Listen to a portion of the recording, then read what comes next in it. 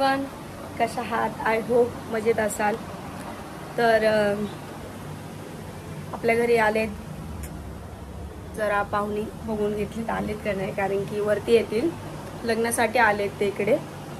तर काम वगैरे झालंय आवरून. मिस्टरांकडे जायचं होतं पण ते बोलले येऊ नकोस, लांब आहे ना खूप, त्याच्यामुळं ट्रॅव्हलचं ते जमत नाही बरोबर, जास्त घाई म्हणजे दगदग होते खूप, त्याच्यामुळे ते म्हटले की येऊ नकोस आजचे दिवस. तर टिफिन त्यांनी बाहेरूनच मागवलाय, हॉस्पिटलमध्ये जेवण भेटत नाही तर ऑनलाईन मागवलं मग आज जेवण. आणि पाहुणे आलेत आपल्याकडे लग्नासाठी. तर पाहुणे म्हणजे आपण जिकडे गेलेलो गावाला कन्नडला, ते पाहुणे आलेले आहेत. छकुली आली आहे आणि काकू आले आहेत. तर जी मी तुम्हाला साडी दाखवली काल, ती साडी मी तिला घेतली, ब्लाऊज वगैरे शिवून रेडी झाले, तिला लग्नात घालायचं होतं म्हणून.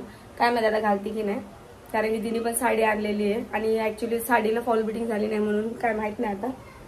तर विषय असं झाला आहे की मिस्टर आजारी पडले कसे. तर तुम्हाला मी मागच्या ब्लॉगमध्ये पण सांगितलं की त्यांच्या पोटात दुखत होतं. पोटात म्हणजे त्यांचं नेहमीच पोटात आधीपासूनच पोटामध्ये दुखत असायचं. तर मग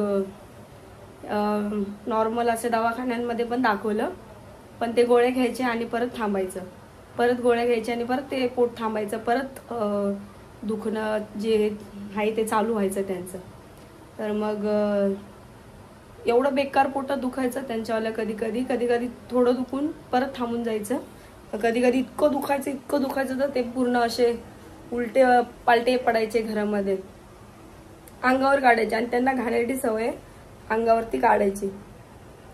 त्यांना किती वेळा सांगितलं दवाखान्यात जा, ते अंगावरच काढत असतात नेहमी.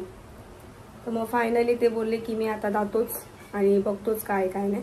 मागे पण एकदा चेक केलेलं, तर सोनोग्राफीमध्ये त्यांना गुदखडा सांगितला होता की आहे म्हणून, पण जास्त नाही, नॉर्मल एकदम छोटासा असं सांगितलेला होता. तर क्लिअर होईल बोलले, पण नाही झाला क्लिअर, कारण की ह्यांची सवय अशी आहे, पाणी पित नाहीत जास्त, फक्त जेवण केलं का तेवढंच पाणी असतं. आणि कुठे काय गेलो वगैरे, जास्त काम केलं तेव्हा एकदा पाणी पितात बस. रात्री जेवल्यानंतर पाणी पितात, त्याच्या व्यतिरिक्त अजिबात पाणी पित नाही. तर ह्या गोष्टी होणारच. शिवाय आम्हाला मटण वगैरे जास्त लागतं खायला. तर मग डॉक्टरांनी सांगितलेलं आधीच जास्त पाणी प्यायला, त्यांनी काही लक्ष दिलं नाही. पाणी प्यायचं म्हणून. पाहुणे आले वाटतं, बघते, त्यांना तयारी करायची, इकडे ते येणार आहेत, सो त्यांचीच वाट बघते मी. नाही आलेत अजून. एवढा डोंगर चढून आले, अक्षरशः मला दम लागलाय. रोज चढ उतार करण्यामध्ये अक्षरशः अख्खा जीव निघून जातो. आधीला काय वाटत नव्हतं, पण आता सारखं बाहेर यावं जावं लागतं, त्याच्यामुळे ताण येतो, असा वैताग येतो खाली वरती चढण्यात. सम्राट कसं खालीवर करतो ना त्यालाच माहिती. मला तर मी एकदा वरती आली ना, परत रिटर्न खाली जायचं नावच घेत नाही. ते आता उगाच पाहुणे आलेत म्हणून मी 2दा खाली गेली आणि 2दा वरती आली. एकदाच बसून घेते घरामध्ये, जास्त जातच नाही बाहेर. तर पाणी कमी पितात, त्याच्यामुळे त्यांना तो प्रॉब्लेम सांगितला. तर डॉक्टर बोलले की होऊन जाईल म्हणून. मेडिसिन जर तुम्ही वेळेवर घेतले किंवा पाणी पिले, तर मेडिसिन त्यांना तेवढ्या पुरतीच दिलेल्या होत्या, फक्त 15 ते 20 दिवसांची होती काहीतरी. ते घेतलं त्यांनी, पण तेव्हा त्यांना 2-3 महिने थांबलं दुखणं, पण त्याच्यानंतर परत स्टार्ट झालं दुखणं थांबल्यानंतर. तर स्टार्ट झालं, मग त्यांना कळून चुकलं की परत तिथे दुखायला लागलं. पाणी प्या.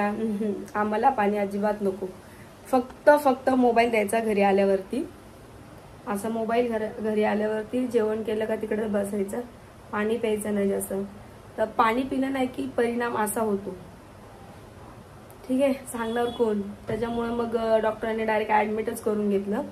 ते बोलले की आपण ट्रीटमेंट करू. ठीक आहे, आता त्यांची तब्येत काही प्रॉब्लेम नाही. ते बोलले ठीक आहे, व्यवस्थित आहे, दुखणं पण त्यांचं बंद झालेलं आहे. त्यांनी ते परत गोळ्या देणार आहेत, काहीतरी 2-3 महिन्याचा कोर्स करायला सांगणार आहेत त्यावरती. की तुम्हाला कोर्स करावा लागेल म्हणून सलाईन लावली आता. तर त्या ट्रॉफिकमुळे मी आज काही गेले नाहीत. ते बोलले येऊ नको, कारण की जिकडे हॉस्पिटलला गेले तिथे इतकी ट्रॉफिक असते. आपल्याला बसायला तेवढा वेळ ना, म्हणजे गेल्यानंतर बसलो ना आपण 1-2 तास, त्याच्यापेक्षा दुप्पट वेळ घरी यायला लागतो. आणि शिवाय मला सोडायला आणायला पण कोण नव्हतं. भाऊ गेलेला होता कॉलेजला आणि ते थोडीशी पाहुण्यांची पण थोडी घाई चालू होती, त्याच्यामुळे म्हटलं तेच मला बोलले की येऊ नकोस, उद्या ये. तर उद्या गेली की नक्कीच व्लॉग काढेल मी, बघेल कशी काय. तर सलाई वगैरे त्यांना लावलेली आहे. ते बोलत आहेत की पोटात वगैरे दुखणं बंद झालेलं आहे.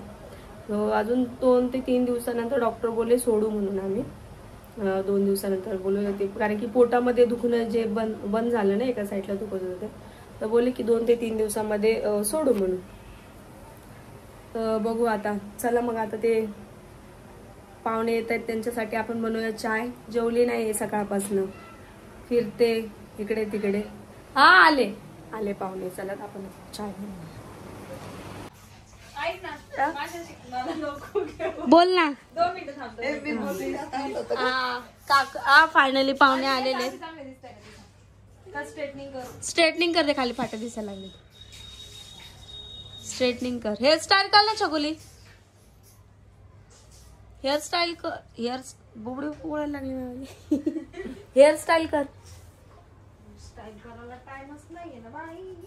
साधी कर ना कुठली तरी, साधी कर. अगं नाही, पण मला खाली तर मोकळे सोडायचे ना. खाली मोकळं सोडते, मग स्ट्रेटनिंग. म्हणून विचारते मी, स्ट्रेटनिंग करू का कसं? स्ट्रेटनिंगच कर. आयो मिले बोबडी बोलायला. बघू शकता पाहुणे आलेत आमच्या घरी फायनली. तर हा तुम्ही बघू शकता या त्याच काकू आहेत. तुम्हाला जर लँग्वेज कळत नसेल तर खाली डिस्क्रिप्शन मध्ये मी लँग्वेज ऍड करेन त्यांची वाली. या त्याच आहेत. तयारी चालू आहे, मेकअप चालू आहे.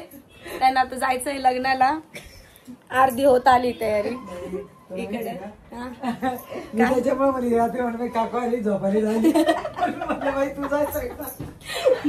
म्हणून नाही आले ना तुम्ही इकडे झोपायला.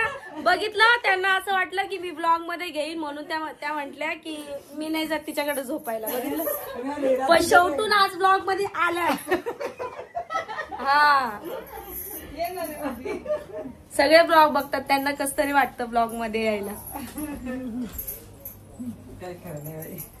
सकाळी आमच्या इथे पण दिवाबत्ती केलेली, त्यांनी इथं पण प्रार्थना केली, पण तो ब्लॉग आपण घेतला नाही दुर्दैवाने. Next time.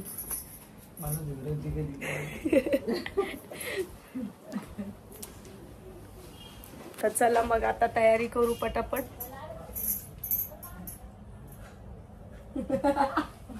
उभ्या कशा राहिले. गरम आहे का? घे ना थोडी थोडी घेऊन दे ना. अशी जास्त मला काही परफेक्ट नाही पाहिजे. मागून घे ना.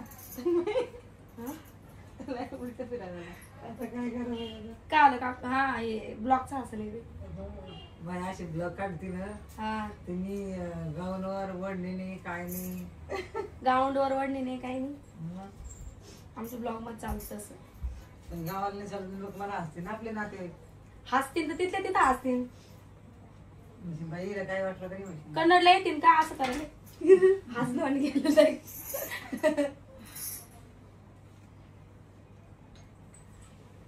कोण रिकामं नाही काकू, ज्याला त्याला त्याचं पडलं आहे की नाही चुकी. काय करणार. मग काय करणार? काहीच नाही करू शकत. छकुली बोला. हे बघ ग, असं ठीक आहे का? कसं मावशी? नाही, समोरून थोडं वेगळं काहीतरी. समोरून काहीतरी वेगळं काय? अगं माव तिने काजळ आली म्हणून तुला असं वेळ ऑर्डर दिलं. समोरून म्हणजे चेहऱ्याचं नाही बोलले मग मी, केस स्टाईलचं.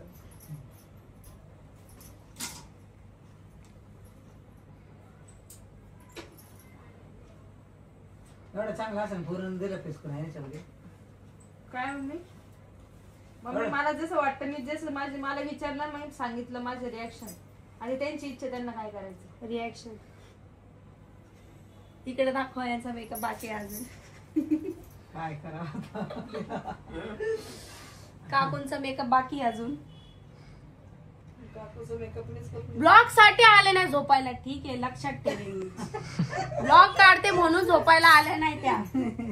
अगं बाई मुली झोपायचे बी काढून म्हणला तर काय सांगा म्हणले. झोपायच्या म्हणजे तुम्ही आता नेक्स्ट टाइम झोपले ना डायरेक्ट कॅमेरा तुमच्या तोंडावरच घेऊन येते. म्हणलं चकलं सैतानाला जावे तू ती मी म्हणे बाई काय असे आणले खेळायचं. काय पण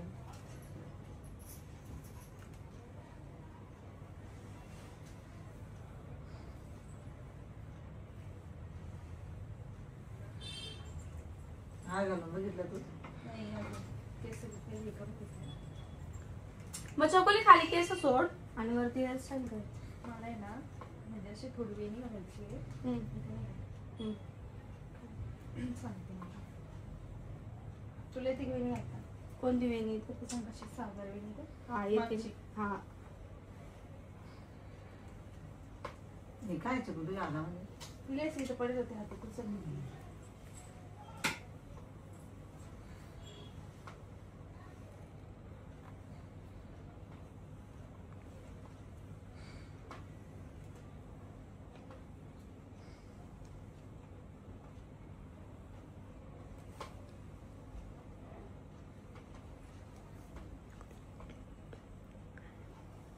चल. बस का इथं थोडंसं फुलेलंच बरोबर. तर फायनली गेलेत पाहुणे. तुम्ही बघू शकता तयारी वगैरे केली. गेलेत ते लग्नाला. आपण करूत आता बाकी जे जे आहेत कामं राहिलेले ते. चाय बनवून दिली. काय हा हो चला. परत त्यांचे पैसे राहिलेले ते दिलेत. पसारा आवरूयात आता फायनली. उद्या जायचंय त्यांच्याकडे. टेन्शन.